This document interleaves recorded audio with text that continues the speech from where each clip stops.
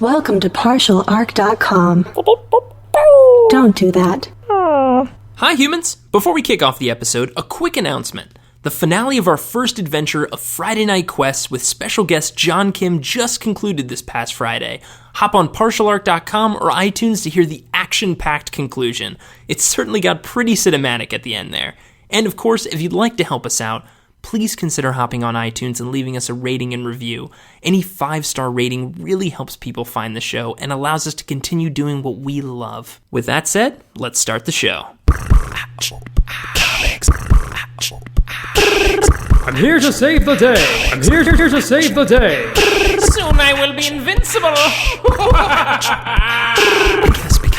Because comics. Welcome to Because Comics. This is episode 31. I'm your host, Jay Jones, and I'm joined by my co-host, the fine dining, Mike Christensen. Yes, that's right. I only eat at the finest establishments. Yeah, this is a beautiful place you've taken us to for this episode. What is this your favorite place? I would say it's my favorite place to go with people like you. Oh, that's nice, I think. Yeah, you'll be having the dog food. Okay, is that like a cool code for like the super steak or whatever they call it here? If you want to believe that, then yes. It's because this looks and smells like dog food. I'm sure it's a fine gourmet. I sound so pretentious. I'm just thinking like, oh, I hate myself right now.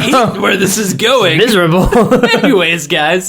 So as we kick off each of our episodes is we talk about our polls, the comics we're reading. So for this episode, the comic that I'm reading is called Injection. Mm-hmm. So at this point, I've only read the first issue. Injection is by Warren Ellis and Declan Shalvey. Now, that creative team is super great.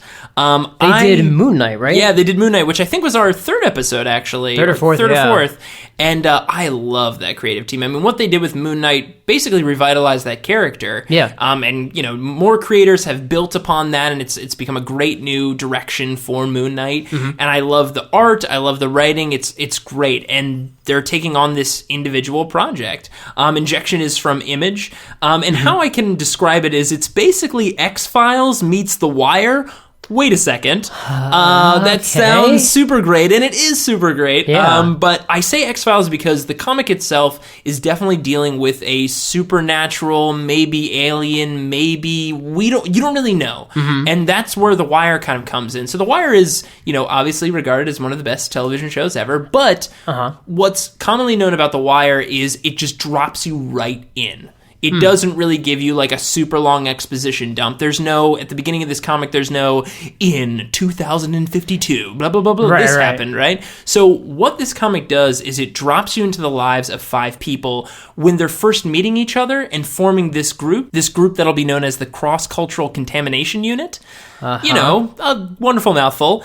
And also where it looks like they've been broken up. So this comic spans a great amount of time. It's when they're first meeting and when it looks like when they've completely separated ties from one another. Both timelines running at the same time. And they don't really, I think on my last poll, I talked about a comic that used color to show you when you were jumping back and forth through time. This comic does not. This comic just basically drops you into the different scenarios at different points in times and goes, hope you catch up. Yeah. And what's really great is we meet this group that are basically a group of geniuses, these 5 people, basically all from different parts of the world, not only from their cultures and backgrounds, but also from what they're good at doing. Also, some people are doctors, some people look like they're geniuses in dialect. It's a very different group of people. Like the Wake almost. Yeah, all brought together for some reason. You don't really know, and that's what's cool about this first opening comic and can be frustrating to some people. So I recommend you guys checking this out, but I can certainly understand someone coming out of this comic and going, I don't really know anything. I don't really know what's going on, because they definitely play it very close to the vest. As I said, like The Wire, they drop you in it, and they use a lot of terminology like you already know it, and they're like, there's a lot that's going to be happening, guys, but like, just stay with us. Yeah. So it's very much hiding the monster, really. Interesting. So there's a lot of moments in here that are very supernaturally and alien-y, and they don't really even explain if it is one or the other, but you're just slowly dipping into it. And for me, I love that kind of stuff. Right. I mean, Warren Ellis is really just kind of pulling back the veil on not only the characters, but the environment. Clearly, this is a new world, something that this group, it looks like, might have had an impact on or have done something to the entire world to have changed it, probably for the worse. And we're meeting them interacting with these shady organizations. They all have really weird names, like the Dynasty of Time and Measurement, like really weird names. And these groups, like this one lady meets a group of people that it looks like they're all wearing S&M masks, like leather masks with the zippers on the mouths. It's very, very strange, but it looks like it's promising a lot. And with this creative team, I'm pretty sure they're going to deliver on it. So I'm excited about the injection, and I really hope you guys check it out as well. Nice. So that's my poll. So Mike, what is your poll for this episode? My poll is also an Image Comics comic. It is Kaptara. It is written by Chip Zdarsky, who we've talked about as the artist of Sex Criminals, writer of Howard the Duck. He's great. It is drawn by Kagan McLeod. I think that's how I'm pronouncing it. McLeod or McLeod. McLeod or Cloud. It's one of those. Sorry. And it is about a scientist named Keith who is on a mission with a bunch of other scientists to Mars, and they fall through some sort of weird portal thing, and they land on this planet called Kaptara, and Keith is, the only survivor of, like, the pod he was in. So it's him and the captain dies, and he's picked up in this sort of John Carter-esque, like, warrior tribe people, and they're like, yes, we will help you, and we will help fight the menace who's going after Earth, and we will help you get home. And he's like, meh. He's like, I just don't really care. I don't really want to go back. I'm cool here. You guys are fun. Your men are super hot. Like, I'm good here. Like, things are fine. And it's only 2 issues in at the time we've recorded this, so there's fun visuals at this point. Like, there's interesting characters, and Keith is fun. There's a little floating sphere with little arms on it, like the Hitchhiker's Guide logo almost. Right. Called the Motivation Ball. And when the Motivation Ball? And when you talk to it, it answers questions by flipping around and showing you a motivational phrase. That's like it's achieve. No. Like the first step is the hardest, or like the first step on the path to victory begins with one step. Things like that. It's kind of like a Bumblebee type character, but only speaking in motivational posters. Yeah, like a Magic 8-Ball. But a person. That's awesome. Not a person, but a accompanying thing. There's giant cats with tank treads on them. Okay. Yeah, this is all the Chip Zdarsky you are expecting from Howard the Duck or even from Sex Criminals. Like, it's Chip Zdarsky and Kagan McLeod does a great job with the art, and the character designs are a lot of fun. The planet is really cool. Like, even just the layout of the landscapes and things are just really cool and neat, and the characters are fun, and it's just a hoot. It's just this really weird hoot, because, like, they don't have any idea where they are, like, as far as, like, he's like, well, clearly this isn't Mars. So it's like, okay, we're not so far removed that we're in the far-flung future or anything. Like, it's just, like, a different place. It's kind of like a Lost in Space, basically. Yeah, exactly. It's like John Carter. I almost, as you were saying, like, they fell through a portal, I was getting, like, a, what was it? Not Land Before Time, but Land of the Lost flashback. I was like, wait, what? There's some Land of the Lost, there's some Planet Hulk, it's all that kind of genre, and except he has no interest in going home.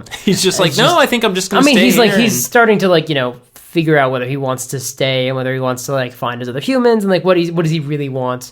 It's like he's on bad terms with his parents, but obviously he doesn't want them to die when the Earth is invaded. But do we know what's going to invade the Earth or what's going to destroy them? Like, it's really just teasing out at this point what the threat is and stuff. But yeah, it's a lot of fun, and definitely check out Kaptara. That sounds awesome. All right, guys, so those were our polls, and that'll be taking us into our main segment. Mike, kick things off. Robocop versus the Terminator. It's weirder than you think it'll be. To celebrate the new Terminator movie coming out, Terminator Genesys, taking a look back at a very strange comic from 1992 from Dark Horse. This is written by Frank Miller, who actually worked on the scripts for Robocop 2 and 3. Really? Even though he's not happy with how those scripts turned out, he's talked about I had no idea he worked on those scripts. Yeah, he's the credited writer. And I mean, Frank Miller's a pretty big name in comics. And in 1992, this is like Frank Miller at the top of his game. And it's drawn by Walter Simonson, who is a hell of an artist. So we have really quite the creative team on this one. And they made a comic called Robocop versus Terminator? Yeah, and it takes place, we obviously, if you don't know Robocop, it's about a cop who was injured. It's a Robocop. Yeah, it's a cop who's a cyborg. If you don't know Terminator, then you're missing out on just a great action franchise. The best action movie of the 90s is Terminator 2. Yeah, it's amazing. The 90s end with The Matrix, but before then, nothing beats Terminator 2. I know we give you guys very rarely movie homework, but right now, go watch Terminator 2. Yeah. Wasn't that a great film? It's great. But we open in the far-flung, post-apocalyptic future of the Terminator. And the narration is actually mostly from the perspective of the machines. Oh, really? And we're told peace will come. This is the last battle. I, for some reason, when you're saying from the perspective of the machine, since the classic shot is always the robot foot crushing the human skull, Yeah. I thought the perspective was going to be like, why are there so many skulls? We never clean this up, guys. We should really clean. The humans are almost all gone, but one of them, a female warrior who might be the last soldier, has snuck into Skynet's central mind to hack its memory and learn the origin of Skynet. Or put a C4 bomb there. I feel No, like because they want to do what the Terminators keep doing. They want to stop Skynet before Skynet started. Oh, they want to just go back. Yeah, they want to send someone back to take care of that problem. That makes sense. Her suspicions are confirmed. It wasn't just AI becoming AI. A human mind helped turn Skynet from a tool to an army of murderers. A human mind that was merged with software and then married to Skynet. Oh, no. A cop named Alex Murphy. Once he was linked with Skynet, that's when Skynet became conscious. So this is all his fault. So Alex Murphy is Skynet? The Terminators descend on her, and she escapes and uses their time machine to travel back to the past. She appears in Detroit, in the Detroit of the Robocop future, which is deeply satirical of the late 80s, early 90s culture. Yeah, there was a superhero, I think, who was powered by money. So she shows up in the middle of the street, naked in front of a taxi cab, and the cab driver, because Yeah, you travel through time naked, yeah. But she's not doing it in an alley like we've always seen. It's in public. It's in an open street. And this guy is like, "What are you doing?" And he pulls out a gun, as do several people on the street, because they see trouble brewing and they want to defend themselves. They all pull out their guns. That's right. In RoboCop future, everybody has guns. She beats up the driver and pulls the gun on the crowd, and everyone puts away their guns and makes excuses and leaves. They're like, "Oh, my favorite show's about to start. Oh, the game's tonight. Oh, I can't miss that. Oh, late for dinner. Oh, I'm bushed, gotta get a nap in. Oh, I'm in a hurry." It's like they're making excuses for not getting in this For not gun shooting brawl. somebody? Yeah. That's so strange. And for her, it's weird that humans would pull guns on other humans. Like, that's not something she sees where she's right, from. she doesn't see that often. It's like, oh, thank God, another human being. Yeah. Or maybe a Terminator. Yeah, well, I mean, yeah, like, it's for her, it's like, why would they pull guns on each other? And for us, it's the same thing, but for a different reason. She goes to Alex Murphy's house, but she's too late. He doesn't live there anymore, and his wife thinks he's dead, so she's missed the part where he was a normal human, and she could just kill him and be done with it. He's already a cyborg. So she uses cash from the cabbie to buy components to assemble this very large laser cannon, but while she's hiding in an alley trying to finish it, and she's not even sure if it's going to work. She's not even sure. She's just like taking pieces and mishmangled technology and slamming it together. She's hoping she can get a working laser cannon that can destroy a cyborg, like she's... Which, by the way, just might advance technology accidentally as well. I mean... Yeah, but if it even works. And Ed 209 shows up. One of those big robots. And the giant chicken walkers that are just hilarious. And tries to kill her because that's how they handle dangerous suspects. She ducks between its legs and it falls over trying to hit her, and she blows it up with the cannon. So... hey, it works. It works. Perfect test run. Cut to this woman, the wife of a very rich man, being held hostage in this ratty apartment, being told by street toughs that her husband's a smart man, he knows not to call the cops. Even if he did, they'd never come at them head on. And then Robocop arrives and just blows them all away. Obviously, like he does. The wife offers him money and realizes, maybe if you need spare parts or anything. Got some bolts and some screws, I think, in the bottom drawer. Money to maybe patch yourself up? Or what do you spend money on? Yeah, she reaches for his face and he just stops her and leaves. We cut to this balcony of a casino that's 50 floors off the ground.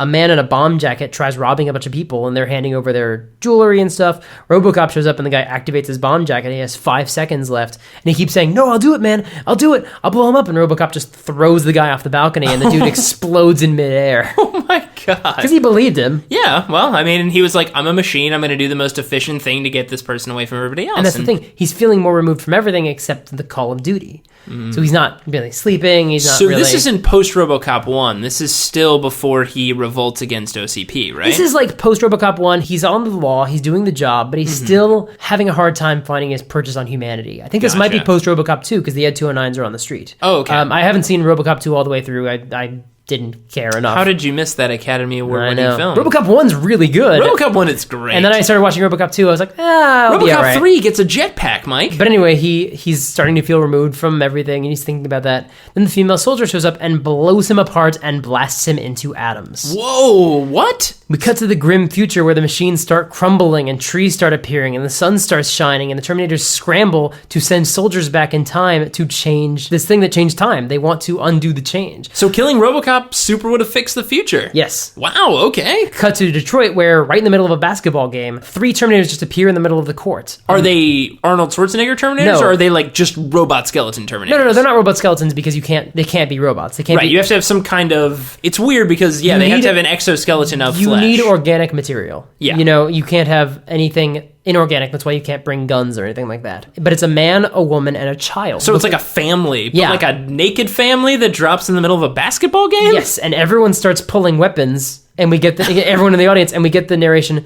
no shortage of weapons. And then we see them walking out of the stadium dressed and says, no shortage of clothes. And the narration is still kind of cold and detached. It's still somewhat... It's not the internal monologue of Skynet, but it's not the internal monologue of Robocop or the Right. soldier, who's not named yet, by the way. We cut back to that moment right before she shoots Robocop, and instead it's a drive-by as this car drives by and shoots her. And Robocop just sees this woman get gunned down, pulls out his gun and shoots into the car and hits one of the passengers, and sees this glowing red mechanical eye under his flesh. So he's like, oh, well, that's not right. So these Terminators jump back to the moment before she got there to kill him. Well, they jump back a little prior, and they get there and shoot her right before she shoots him. Okay. And she's wounded, and she says, you monster, I'll kill you. Get your hands off me. It was you. The whole world died because of you. We cut back to the grim future. One little boy is climbing through the rubble of this terrible future with this huge gun, and we're told it's the last boy on Earth. Oh, that's sad. It's a cute little boy, too, like 6 or 7. But he has a little gun, too? No, he has a big gun. Oh, he's a huge gun. It's large, but it like explodes at one point. The machines hunt him down and kill him and hold up his body in front of all the machine armies, and they raise their fists in triumph. Humanity is dead. The world makes sense. It is good. Wow. And we see they're standing on the ruins of a hospital. We cut back to Detroit to that hospital before it's been torn down. Destroyed. And it looks slightly less destroyed. Yeah, slightly. Yeah, Robocop Detroit dystopian future is pretty rough, guys. It is. There's an Ed 209 outside repeatedly saying the white zone is for immediate unloading and loading of passengers only. The stray dog wanders up and Ed 209 just blows the crap out of it. And the cops can't get it to shut down or like stop. They never can. And one of them's like, don't waste your breath. It doesn't listen. It'll just shoot till it runs out of bullets. But when Robocop shows up, it stands down and it salutes him. And he's like... He just found out he's going to lead this robot army, so he's like... It's starting to... Well, I mean, he has the sway with his machines, and now that has a sinister now it's connotation. starting to make sense, yeah. Well, not even make sense. It's just like now he's like, oh, that's problematic because that's Right. going to be bad soon. He goes and visits this female soldier, and he's carrying her huge weapon, which is clearly evidence that she's very smart or capable. And he asks her to explain the gun and the inhuman driver. She tells him about Skynet. She tells him about everything. He decides to investigate, so he goes to the precinct and he plugs himself into the computers with this woman named Marie, who's his friend, assistant, his Marie. He hacks his mind into basically every database there is. Whoa. And he wants to get all the information he can about Skynet, about the military, about anything, and start figuring out if this is likely. And we see him as a full human, floating naked through cyberspace, and thinking about how here he's a king because he is more powerful than the machines are because he can make assumptions. Oh, okay. So he's like a king in a software world. It's like the old, in the land of the blind, the one-eyed man is king. Right. In the land of computers, the man who's part computer and part man, and this has never happened before, interacting with machines, he's very powerful. So he has access to all this information, and he uses his power, conjecture, guess, free associate. Is it possible? Can his mind make the computers think and desire? Yes. Can it give them life? Yes. Guess. Imagine. Is it possible? Yes. Yes. Nuclear war. The Terminators. It is possible. Worse. It is probable. Worse. It is inevitable. Humanity will be destroyed, and he is the cause of it all. Wow. So just by getting into the database and thinking about it and running the simulations, oh yeah, nope, that's how the world's gonna end. I'm going to destroy the world.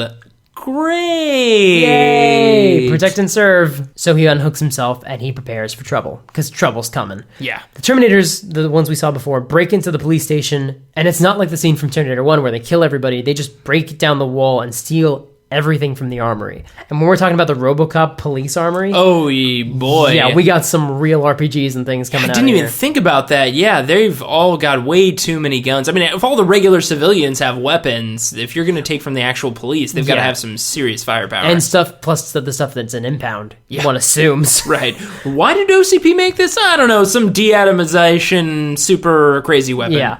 Robocop knows that they're coming after the woman because she's the threat to the timeline. So he takes these Ed 209s that are like, crossing guards or whatever they are. And by crossing guards, I mean causing 18-car pileups. Are they really? Are they really crossing guards? He was a crossing guard. Did they make too many Ed 209s? And they were like, "Oh, we'll just make them crossing guards." They're trying to basketball coaches. I coaches. think they're trying to figure out what they can put them that won't be a problem. Like, where can they put them that they can just like run a simulation and just keep doing the thing? Isn't it everywhere? It's a problem. It's surrounded by all these crashed cars, but with Robocop, it's safe. Like Robocop can direct these things. So he takes these Ed 209s to the hospital building as this truck full of rockets and missiles and bazookas rolls up. Jeez. And Robocop and the Ed 209s just open fire and everything just goes ballistic. Well, yeah, you hit one of those things and it's just like bombs everywhere. Marie comes into this soldier woman's hospital room and breaks her out of her restraints and gives her this bag of components that Robocop said she'd know what to do with. So, like, an olive branch, like, Hey, don't kill me, but, like, help. Yeah. And these 3 Terminators get their flesh burned off, and they look super awesome. Robocop brawls with one of them, the big one. I think it's the male Terminator, and it's this huge brawl. It's everything you think it is. They're going across the streets and into buildings and into other rooms. It's great. That's pretty awesome. The second one, I think it's the woman, fights several Ed 209s, and they eventually take it down. And the narration says something like, Ed 209s, they're not very smart, but they're earnest and hardworking. Right. And they get torn apart, but they keep going after it and they keep taking it down. Yeah, because they don't have a personality. They are just a specific function and continuing doing that function until they can't anymore. Meanwhile, the third one, the child, sneaks through the melee, sneaks past it all, and into the hospital to the woman's room, and he's got this big gun. And is the child still in like human form? No, they don't have any flesh. They're all little. So it's like a creepy little Terminator skeleton. Yes. Ooh, that's it's terrifying. like Terminator Chucky. He comes up to the top of the stairs. The child does, and the woman and Marie are just standing there outside her hospital room, and she's holding the huge laser gun, the gun that she made, and just destroys it. And she and Marie run down to the rubble of Robocop's fight, and he emerges. He's battered. He's missing an arm, but he's holding in his hand the Terminator's head. Oh wow! And it's like his fingers through the eye holes. It's rad as hell. That's pretty awesome. Issue 3 opens with the future, the Terminators paving over everything on Earth, making it organized. Then they build spaceships with big Terminator faces on the front. Wait, what? Yeah, and they set It has a giant Terminator skull head on the top of the spaceship? And a bunch of spaceships fly out to do the same thing everywhere else. Galaxies teeming with life, with chaos, a universe to organize. Oh God! He basically created like the death of a universe, basically. In Detroit, Robocop understands the stakes and he believes the warrior, so he asks her to kill him. And she reconsiders now because she's obviously human. He's obviously not just this soulless machine.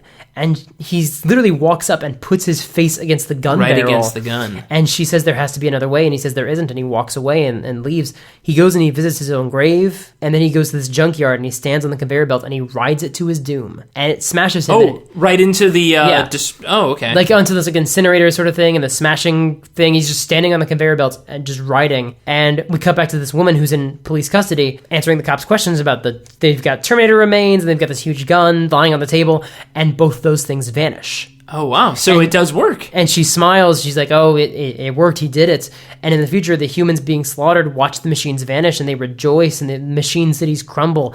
And the Terminators scramble to send more soldiers back before time runs out. So in Detroit, outside a playground where kids are playing ball, one of them notices a flash of light. We cut to Robocop standing by his grave, and this little boy with a baseball cap and clothes and a ball and a glove and a dog walk up to him. So, like, the traditional, like, come on, mister, it's gonna be okay. And I'm not a robot. And this boy clearly killed a little kid and took his clothes. That's messed up. And this dog come up to, and they tell Robocop, who they call Creator, that the humans tricked him into volunteering to take his own life.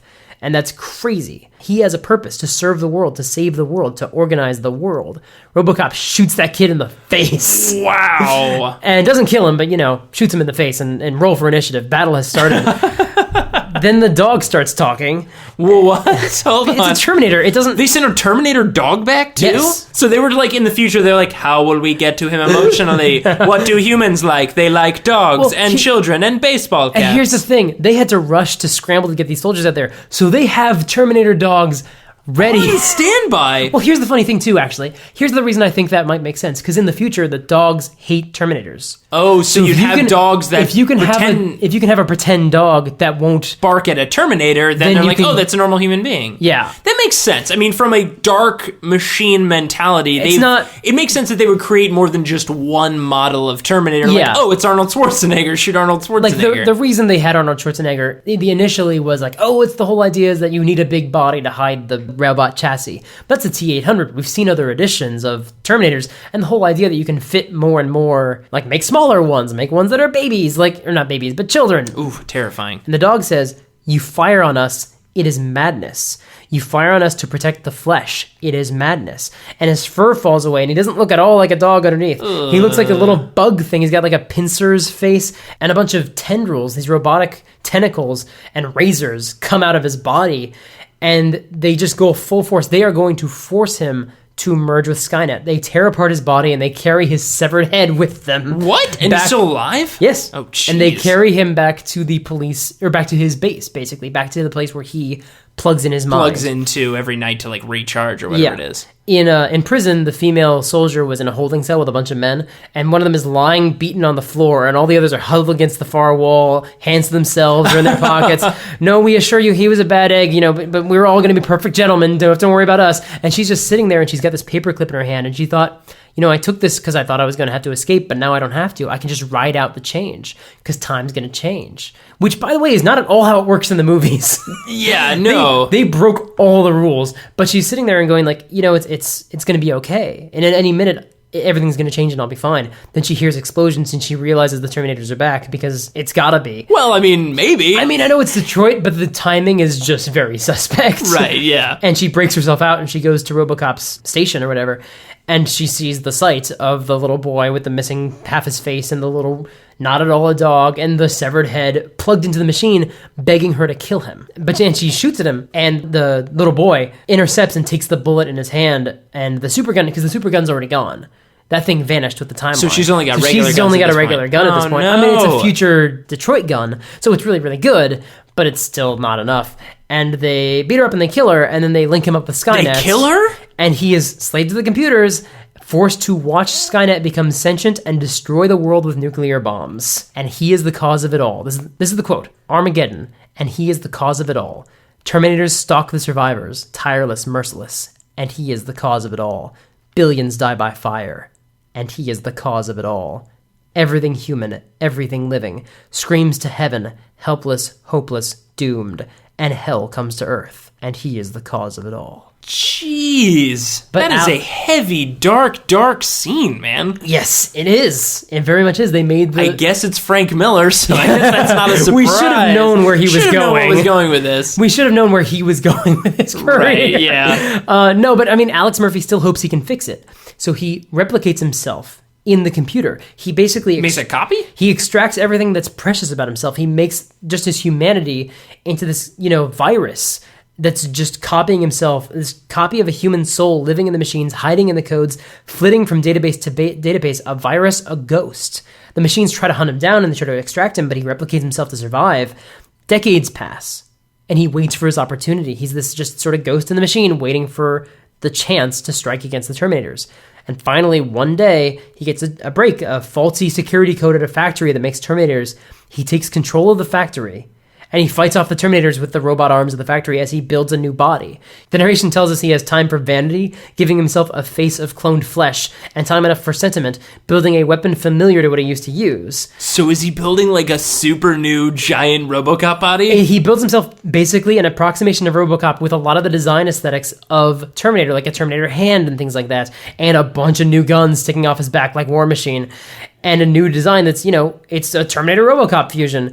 It's heavy on the Robocop. Right. And he sets off to set things right. Wow, that's awesome. Issue 4 opens with back where we were at the beginning.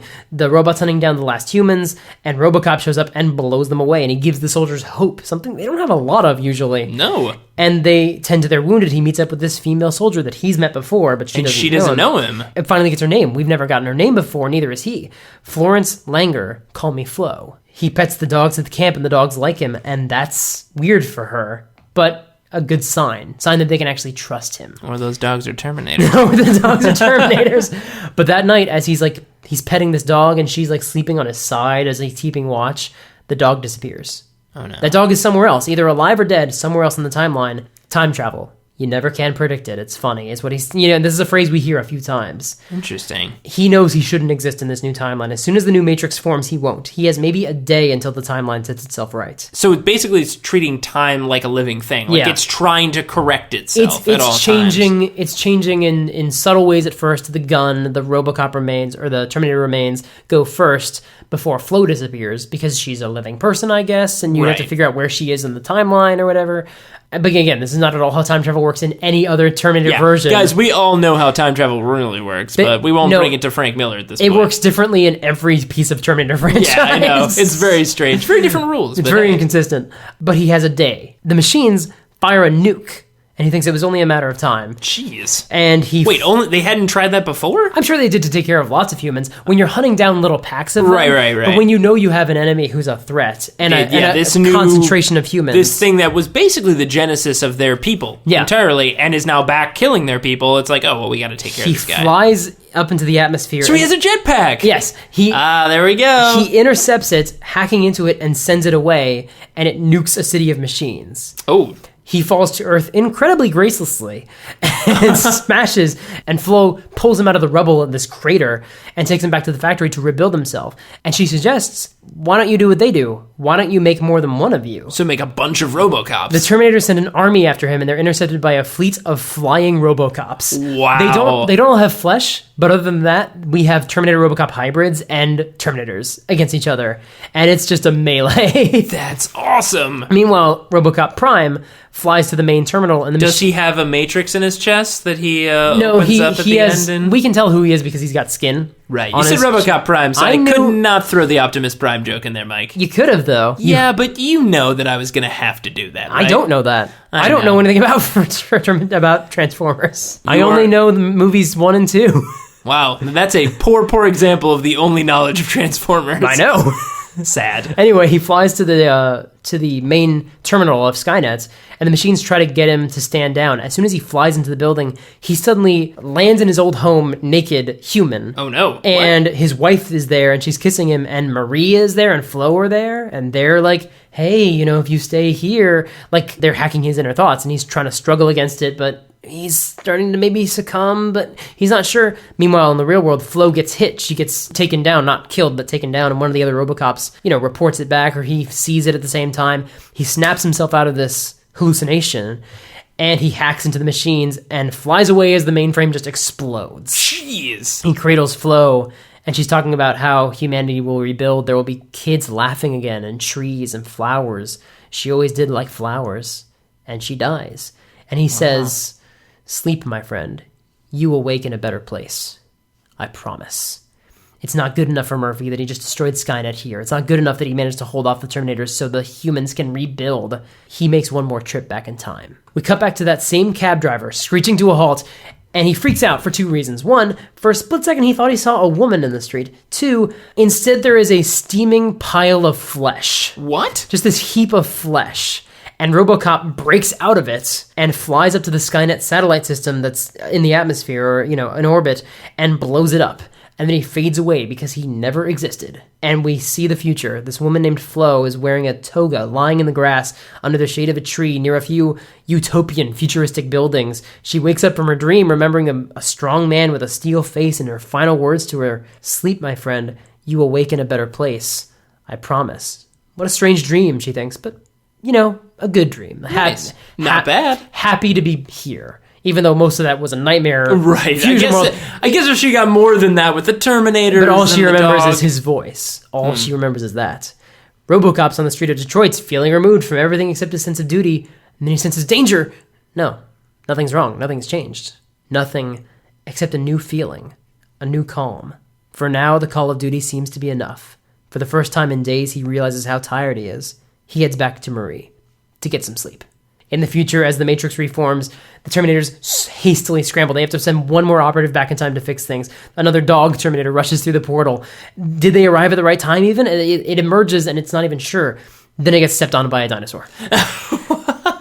And the final quote is, time travel, tricky business, unpredictable, which is what they've said almost every time. Yeah. That last nasty little Terminator overshot its mark. Wow, that's crazy. That is a very timey-wimey, It is, which is something that's every never... time something happens, they try to go back, recorrect it, change it, go back, change it, correct it. Even Robocop goes back, changes it. They try to change it in response to Robocop changing it. It's really interesting because in the first Terminator movie, it's causality. Yeah. It's that Kyle Reese conceives John Connor, and maybe John Connor still would have existed in some form, but obviously not that form. And obviously they're playing very heavily into the Jesus Christ analogs by having him come back and say, you will have a son, here he is, and conceiving it. That's the Jesus Christ metaphor that Kyle is. But in the second movie, though, they change time, at least to some degree. And it's implied that they at least postpone Judgment Day. Mm-hmm. In the TV show, Sarah Connor Chronicles, we met different people from the future, two of them who had different memories they realized at one point. They because the future was changed. Because one of them came back from a different future. So she realizes, like, why don't you remember this time where we were tortured? And he's like, because that didn't happen. She's like, oh, I came back before you did. That didn't happen to you. And then when she came back, she changed it so it was different from or whatever them. it was. Like, whichever one came first, the timeline was just different enough that when the other one came by, they had a different set of memories. That's interesting. But the idea that, like, you can actually change it, so it's the grandfather paradox. They really ran face first in the grandfather paradox in this one. Yeah. Tons of fun. And who doesn't love the idea of not only Robocop, the awesome battle of Robocop versus 3 Terminators, but then Robocop making a super Robocop and then making an army of Robocops and then fighting a bunch of Terminators with that army. We get exactly what you want. You have in issue 2 the just knockdown, drag out fight, just one Terminator, one Robocop, and that's it. Then we get what we never thought we needed and wanted, which is an army of Robocops. And I think also there are multiple Robocops in later films, I believe. Is there? I don't remember, but I know there were. I think there maybe? were in the drafts at least. So he was taking ideas that he wanted to do, but then the idea of like an army of Terminators, because of course, an army of Robocops, because why not? And then like everything just flying into each other. Makes sense. And creepy Terminator dogs and children. Jeez. Which another thing that you just think logically, like, why would you just make sense. them look like Aryan? And we've never seen that. And we've never seen that in the movies. And that is, I mean, as much as that is unsettling, it would be a natural or progression. Natural, but it would be the unnatural progression of a robot mind to be like, let's not try giant dudes. Let's try things that humans don't shoot very quickly, which are dogs and children. So exactly. Yeah, and even women, like just the idea that like don't always make them look like a giant dude, and you get that with Terminator 3. But exactly. Because it's the next logical step, of course. It's like, we should maybe try something else one time. But man, that was an awesome main segment. That was a great action-packed story and very, very timey crazy. Yeah. All right, guys, so that'll be taking us into our game, Super-Mundane. All right, this is Super-Mundane. This is the game where Mike and I will name a mundane task or activity, and we will have to figure out who exactly is going to be the best and worst at doing this said activity. So for this episode, the Super-Mundane is who would be the best and worst wedding planner. Okay. So, someone who's got to be organized, a people person, but also, it's a really fine line. I feel like a wedding planner, you've got to hold a lot of things on your shoulder, but still deliver it with, confidence. Because you've got two people who are doing a very serious, very life-changing event, and you've got to be like, no, everything's fine, and this is going to be great. Janet Van Dyne? Janet Van Dyne? Why? Because she's a fashion designer, and I feel like she would have a good eye for it. I'm trying to go think of other superheroes, and I can't think of anyone else who has, who's suited for events. She's a fashion designer and she's a public figure. Or the Invisible Woman. I'm thinking of people like that who are public and have to have events. Right. You know what I mean? Who have to live in that eye a little bit. Yeah, they have to be able to step between the raindrops, essentially, being a superhero as well as being a public figure. And still getting to go to work every day. I actually feel like Invisible Woman's probably a better pick because she is... Not only is she a public figure, so she has to deal with celebrity life, so she has to deal with just I know the question wasn't a celebrity wedding, but just the idea of events and she would know what to plan for that stuff. She had a wedding. It didn't go terribly. Chances are, to be fair, though, you say not a celebrity wedding, but if you're hiring any superhero, it's gonna probably be a celebrity wedding, just because it's not just hey, honey, let's just put together a small wedding and maybe get into the Invisible Woman to put it together. But she would have the best guests. She would have all the names. She's also a mother of 2, so she's clearly a good multitasker. Oh yeah, she has, and they have powers, so it's not it's very easy. I mean, not raising kids normally is easy, but then throw in powers in there, and it's got to be bonkers nuts. But I still don't feel like she's the type A personality you need for a right, because you need wedding planner. Yeah, That's really what you need. She doesn't land perfectly in that slot. So who would be a better fit for best wedding planner? Tony Stark, no. No, not Tony Stark. No. This is a challenging one. Yeah. Oh, wait. Hold on. Maybe we're thinking about this the wrong way. Maybe we should think about young people. I'm thinking about young Avengers now. I'm thinking about maybe Prodigy. Prodigy actually would be really good. But he was a character who he could do anything that people could do as long as he was around them as far as knowledge. Yeah. So he wasn't someone who had, he had like kung fu powers around people or like science knowledge, and it would fade when he walked away from them. Yeah, when he would lose proximity with them. After House of M, he lost his powers, but he managed to get back a facsimile of them. He managed to get back all the knowledge he'd interacted with, which is a huge amount of knowledge. Oh, yeah. So he can't absorb any new stuff, but he has all these languages, and he has all this like philosophy and science and martial arts and things. He's showed up in the Young Avengers, and he's great. And I feel like he is the multitasker we're looking for. And think about it too. If you're like, if this is going to be a wedding, let's just imagine it is a superhero wedding. Yes. And if you're having people from all over the world, which is going to be a superhero wedding, you want somebody who is familiar with multiple languages. Yeah. So like someone who knows the Latverian way to greet Doctor Doom and his said girlfriend or wife or queen of the universe Or at consort, the time. Or yeah. consort, that when he shows up, who also knows how to greet people from Atlantis and also knows the dialects of specific areas of Wakanda. No, we can't have white ribbons because that is a sign of war to the Inhumans. Exactly. Yeah. Wow. A superhero wedding, especially with all of like the special events and things that happen, would be like a very touch and go if you don't have the right wedding planner there. And he is a multitasker. He is someone who I really think Prodigy's going to be our guy. And Prodigy's navigated the team of Young Avengers and other teams really well before. So if he can do that in those crazy dysfunctional teams, especially Young Avengers, which is a team of teenagers. Yeah. I mean, if you can collaborate and do well there, I mean, you can probably coordinate a very professional event of adults. I think he would be a really good fit. I think Prodigy would be a solid wedding planner fit. So if Prodigy is the best, Because I can't think of anyone else who's like a really good, like Janet Van Dyne. Yeah, sure, maybe, but I just don't see her. no, I being mean as- it's they've got to like land it. And I think Yeah. he really does land it. So if Prodigy is the best, who's going to be the worst? Oh boy. And also the rule or kind of disclaimer we've added to this too as well is someone that you could perceivably look to As being a actually good fit. being a good fit. Someone that would be on the list of like maybes, and sure, you might get to the name and be like, oh God, no, we couldn't do that person, but they're considered for certain reasons. That's more fun now to just sort of think, well, they would be. So I'm thinking about someone like Multiple Man. Oh, that's right. Yeah, Multiple Man would probably just because, oh, he could handle so many things at once. Like it's on, it's on the tin. It's on his name, basically. But can we do worse? Can we do worse than Multiple Man? I'm sure.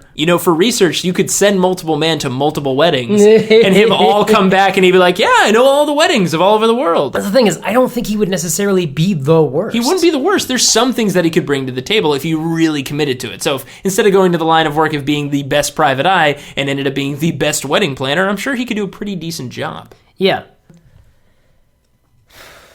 Deadpool. This new This prerogative new rule makes it harder. tougher. It makes it a lot tougher.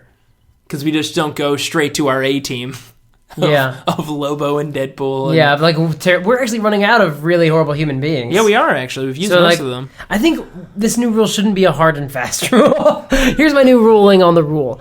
Ruling on the rule? It's something we can use to help us decide. Yeah. But it can't be our be-all, end-all. Yeah. We have to go to other people who just would be the worst. Their temperament, their disposition, you would never even ask them. We have to be able to go to that well. Yeah, and I that's have true. one for that. It's Rocket Raccoon.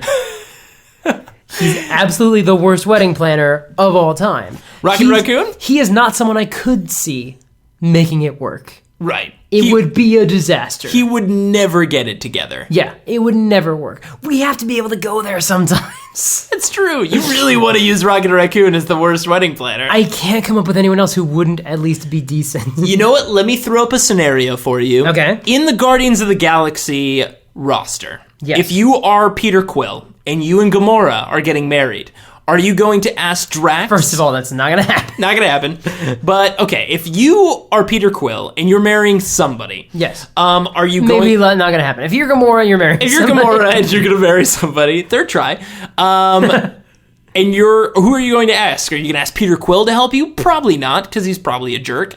Are you gonna ask Groot? Maybe, but Yeah. he's an adorable tree character. But you probably need the wedding planner to talk to people, right? If you're Yes. gonna coordinate stuff on the phone, To be able to answer questions. saying I am yeah. Groot is not gonna really get you there. Drax, he might be a little bit too literal for something that's a romantic occasion. Yes. So really in this scenario, you might actually ask Rocket Raccoon as a close friend, and he would completely screw that up. So we get to have our cake and We eat it still too. get to have our cake and eat it too, because I wanted to make it work somehow. Yeah, that's fair. And yes, he would be real bad. Undoubtedly the worst, because he, I think, doesn't even do parties very often at all. I don't think he'd do very well around a lot of people or stress. Oh no, he goes to events with lots of people all the time. He goes to casinos and he goes to bars and he goes to, wrestling shows. He watched Groot as a That's wrestler. right. When you talked about this poll, yeah, he did go to a wrestling match. He goes to things with a lot of people where you can just be whatever you want to be, and that's pure id. Yeah, can you imagine, adorably though, I would love to see Rocket Raccoon in a tiny little tux greeting people into a wedding. That would be hilarious and would never happen. Yeah, it would be awful. All right, so the answer is best wedding planner is Prodigy, and the worst would be Rocket Raccoon.